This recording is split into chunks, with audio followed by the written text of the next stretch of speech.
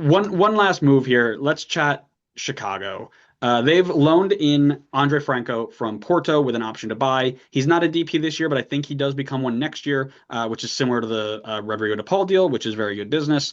He's going to bring them decent Portuguese league experience. He broke out at Estoril Praia before moving to Porto and not really breaking into a starting role. Question for you: does he push them above the line to be a playoff contender? No, I wouldn't say so. At least it doesn't feel like it. I feel like the direction Chicago needed to go to really push themselves as a contender is to fix the defense. I don't necessarily think adding more to the attack is all of a sudden gonna propel them to these new levels. Like even if he does end up being a pretty quality player for them. I mean, they're already scoring 47 goals so far this season, but they're conceded 42, which is the fourth worst in the entire Eastern Conference. Like you can only like I understand people are maybe trying to do the LA Galaxy model here, but you can only score so many times while conceding so many goals. Like it's gonna catch up to you at some point. I don't necessarily think like that's nothing to say about Franco coming in and not like performing or not performing. It's really just to say like I don't think this was a or it should have I don't think it should have been a big priority for them, in my opinion.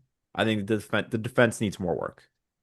Yeah, well, and we're going to get into it a little bit, but where does he fit too, right? So, you Mr. Give bad ratings to transfers over here. I'm not sure if this is a good move for Chicago because not only does it not fit their layout right now, but unless your name is Son Heung-min, your visa is going to take quite a while to get here. You've got 8 games left. How many regular season games is he actually going to contribute in? And if he gets here, how much training is he going to get, right? This is going to, especially because he's on loan, right? This feels Omar Damari-esque, who you don't know that name, but my MLS sickos are going to remember Omar Damari, who Red Bull loaned from Red Bull Salzburg. He came in, played 2 games. We made the playoffs. He played in one playoff game, launched a ball at somebody's head, got a red card, and then never was seen again. That's what I mean. Like, what is this guy going to do for the regular season Chicago? Now, if they choose to make it permanent, we'll talk about 2026 if he has a role to contribute in, because that's a different story. But in 2025, not super thrilled. I think you should just instead of saying, "Oh, I'm not sure this is a good move," just double down right now and just say it. Look into the camera and say, "This is a bad move for you, Chicago." Coming Then from then the I will take back what I said. coming from the king of fence straddling, I'm not going to take any of this nonsense. We're not doing this. Um, I already talked about how I thought the Rob Holding move was bad.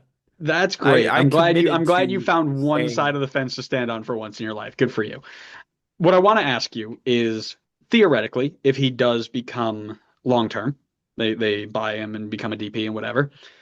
How does this impact Brian Gutierrez? We were talking about Kevin De Bruyne coming in and playing in that same role and ruining his development. And then we're like, oh, it doesn't matter because Kevin De Bruyne, you're going to learn so much. This guy would likely play the same position as Gutierrez. So what does that mean for Goody? maybe they think somebody else is moving. I don't know. It doesn't necessarily mean Gutierrez is gone or that he's relegated to the bench. Maybe they know Bamba or Zingernagel is gone after this year. And so they're like, all right, we know these guys are moving on. They've already told us, like, hey, we want to go back to Europe.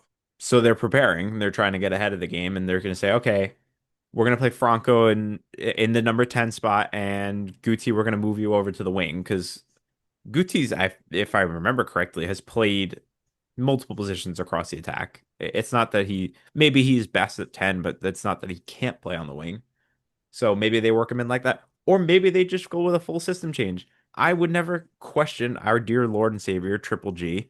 Maybe he wants to go with a double number 10 role or You're out of double your number mind. 10 formation. You're out of your mind. You think Triple You G is going dare to change question Greg? anything? Yeah, yeah. Yeah, we're gonna see Triple G, who That's played fair. six No, years you at the you got me there. USMNT That's with a fair. 4-3-3, with the same boring 4-3-3 for 6 years. And he's like, oh, you know what I'm gonna do at Chicago Fire with players that I've seen for 2 weeks? Yeah, I'm gonna go with a double 10 formation. I'm gonna redesign my entire build out strategy. You're out of your mind. No, that's fair. That's fair. I didn't think about it from that lens. You literally, I could actually see it in your face when you said you're gonna doubt our Triple G to change, and the second you said change, you're like, oh no, he'll never change. That'll never happen. Uh, for me, uh, this is actually my sign that I think Gutierrez is on the move. He's here. He's under contract till 2028. He's not going to, phase out and then you're going to waive him or whatever. He's either going to have to figure out how to get him, Franco, Kuipers, Bamba, and Zinkernagel all on the field together, which we just talked about, or we might be seeing the end of the Gutierrez Firestone. I think that they're ready to move on from him, and I think he's ready to move on from them. I think that they are preparing for it, and it's been coming for a while, and now I think it's ready for him to say, okay, it's time to take my next step. Who's coming in for him? I have no idea. But I wouldn't doubt that his agent has three or four teams from the Netherlands or Belgium on the phone saying, yeah, take my client, let's do this. I could maybe see Greg making Gutierrez play as a more natural number eight and doing the role of a in the build out where he's a part of the double pivot. But that's such a stretch. Like I if that happens, somebody better go down to the center of the earth because hell might have frozen over. Because I don't believe for a second that he is going to change anything. Um, but if he does, somebody check on Cindy Cohn because she might be looking for a new head coach, and he's got new tactics. And if he's got new tactics, that means he's a new coach. And if he's a new coach, that means he might coach the men's national team again, which would be wonderful for us all. I mean, he can't do any worse than Poch is doing right now. In fact, we know he didn't do as bad as Poch is doing. With less talented players, but USMNT Twitter does not want to hear that conversation. No, they don't. Well, maybe right now they do. They don't seem to like the players very much. They don't like anybody anymore. They just want to be angry.